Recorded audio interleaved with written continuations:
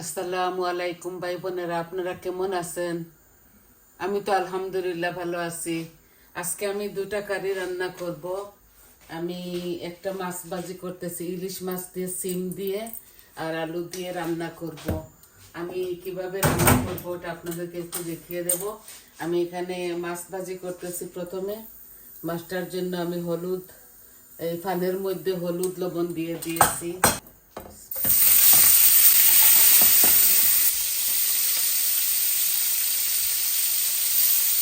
আশা করি আপনাদের ভালো লাগবে। তো আমি মাছগুলো বসাইছি, ভাজি হোক। আর আমি এখানে মাছের বাগারটা বসিয়ে দিচ্ছি। এই দেখুন, এখানে 5 কোয়া রসুন আছে, আমি দিয়ে দিচ্ছি। বিসমিল্লাহ। একটু আমি জিরাও দিয়ে দিব, 7 চামচের মতো জিরা দিয়ে দিলাম ফোড়নের জন্য। আমি তেলটা আমার আন্দাজ মতো দিয়েছি, আপনারা আপনাদের আন্দাজ মতো দিবেন। আমার গার্লিকটা লাল হয়ে গেছে, আমি এখন পেঁয়াজ দিচ্ছি। এখানে বড় একটা রেড অনিয়ন আছে,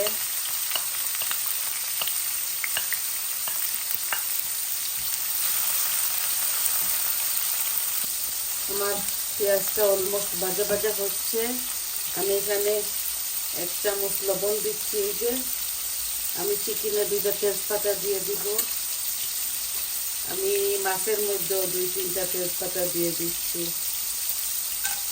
গরম মশলাটা আমি চিকেনের মধ্যে দিয়ে দিচ্ছি। এখানে বড় একটা পেঁয়াজ আছে। আমি একটা বেবি চিকেন রান্না করতেছি, ভুনা ভুনা করব।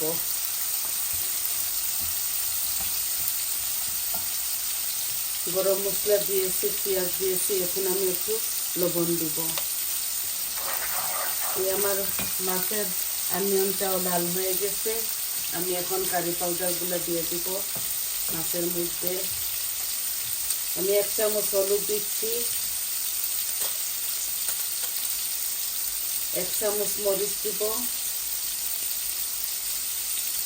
আর আমি অল্প একটু আধা পিস জিরা দিচ্ছি, 1 চামচ ধনিয়া দিচ্ছি, আর কারি পাউডার আমি 1 চামচ দিচ্ছি। এই তো, আমি এগুলা বেশি ভাজা ভাজা করব না, আমি সিম দিয়ে দিব। এগুলা দেখুন ফ্রোজন সিম, কাটিয়ে রেখে দিয়েছিলাম ফ্রিজে। আমি অল্প একটু পানি দিচ্ছি, মশলাটা যেন পুড়ে না যায় এর জন্য। সিমটা ভালো করে হয়ে গেলে তারপর আমি আলু দিয়ে দিব। আলু দিয়ে কত সময় নাড়াচাড়া করে মাছ দিয়ে দেব। মাছগুলো আমার ভাজা ভাজা হচ্ছে। এই দেখুন হয়ে গেছে মাছ। 2 পিস আদা রসুন দিচ্ছি চিকেনের মধ্যে। আমি এখন মশলাগুলো দিয়ে দিচ্ছি। এই দেখুন মশলা, মরিচ দিচ্ছি 1 চামচ, কারি পাউডার দিচ্ছি 1 চামচ, হলুদ দিচ্ছি 1 চামচ, জিরা দিচ্ছি 1 চামচ, আর ধনিয়া দিব 1 চামচ। এই যে এই দিয়ে দিলাম। একটু পানি দিচ্ছি মশলাগুলো যেন পুড়ে না যায়, এর জন্যে। একটু ভাজা ভাজা হোক, তারপর চিকেনগুলো ঢেলে দেব।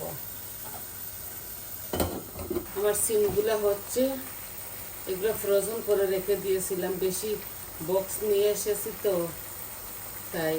আর একটু গলে যাক, তারপর আলুটা দিয়ে দেবো। আলু আর ফিশ দিয়ে আমি একটু ঝোল দিয়ে দেব। সবাই তো পারেন, আমি যেভাবে রান্না করি আপনাদেরকে দেখাই। আমি একটু টমেটো পিউরি দিচ্ছি চিকেনের মধ্যে।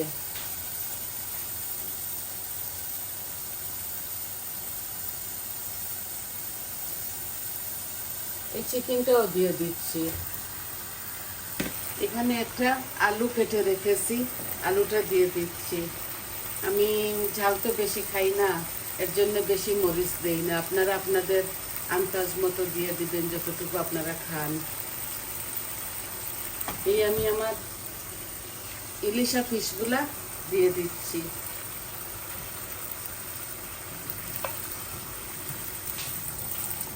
পানিও আমি আন্দাজ করে দিয়ে দিচ্ছি।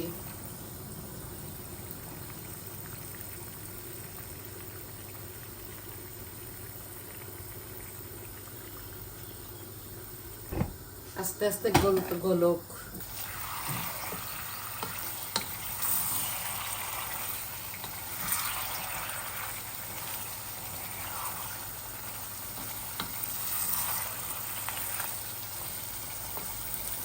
নামাবার আগে আমি দুটোটাতে একটু কাঁচামরিচ দিয়ে দিব, আর একটু পিউরি দেই। পিউরি একদম কম হয়েছে।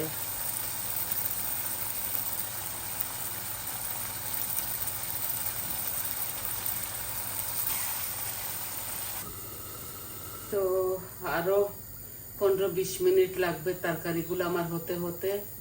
এই যে মাছের মধ্যে বলক এসে গেছে দেখুন। আর এটার মধ্যে আমি পানি দেব না, এইভাবে কষিয়ে কষিয়ে রান্না করব। দুটোটা আস্তে আস্তে হতে হবে। ফ্রোজেন সিম দিয়েছি তো একটু সময় লাগবে এগুলা গলতে গলতে। আর চিকেনটাতে পানি দেব না, আমি এইভাবে কষিয়ে কষিয়ে ভুনা করে ফেলবো। আর লামাবার সময় কাঁচামরিচ ধনে পাতা দিয়ে দেব। তো আমার রান্নাগুলা হোক, আমি ফাইনাল লুকটা আপনাদেরকে দেখিয়ে দেব। আজকে আর বেশি কিছু রান্না করতেছি না, আমার তো আছে কারি আরো 2-3টা।